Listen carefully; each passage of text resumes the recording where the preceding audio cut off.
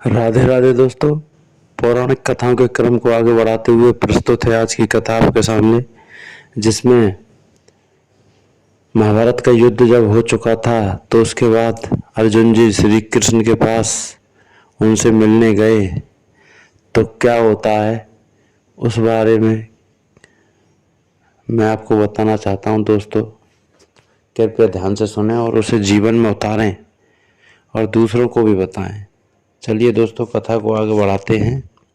एक बार की बात है, महाभारत के युद्ध के बाद भगवान श्री कृष्ण और अर्जुन द्वारिका गए। इस बार रथ अर्जुन चलाकर ले गए। द्वारिका पहुंचकर अर्जुन बहुत थक गए, इसलिए विश्राम करने के लिए अतिथि भवन में चले गए। शाम के समय रुक्मिणी जी ने कृष्ण को भोजन परोसा तो कृष्ण बोले, घर में अतिथि आए हुए हैं, हम उनके बिना भोजन कैसे कर लें। रुक्मिणी जी ने कहा, भगवान आप प्रारंभ करिए, मैं अर्जुन को बुलाकर लाती हूँ। जैसे ही रुक्मिणी जी वहां पहुंची तो उन्होंने देखा कि अर्जुन सोए हुए हैं और उनके रोम रोम से कृष्ण नाम की ध्वनि प्रस्फुटित हो रही है। तो ये जगाना तो भूल गई और मंद मंद स्वर में ताली बजाने लगी। इधर नारद जी ने कृष्ण से कहा, भगवान भोग ठंडा हो रहा है। कृष्ण बोले, अतिथि के बिना हम नहीं करेंगे।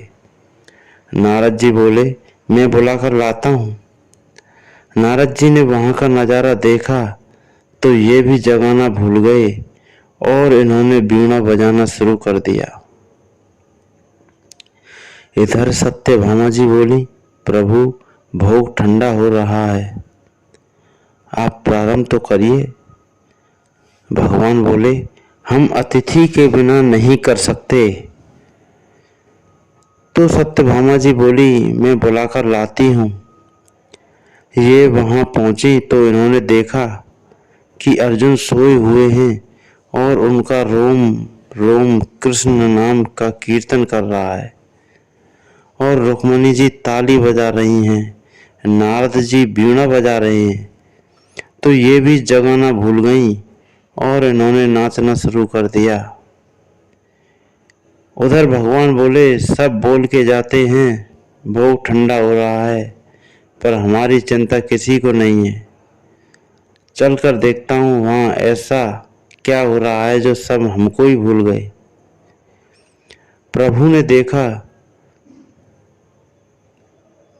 तो वहां तो स्वर लहरी चल रही है, अर्जुन सोते सोते कीर्तन कर रहे हैं, रुक्मिणी जी ताली बजा रही हैं, नारद जी वीणा बजा रहे हैं और सत्यभामा जी नृत्य कर रही हैं।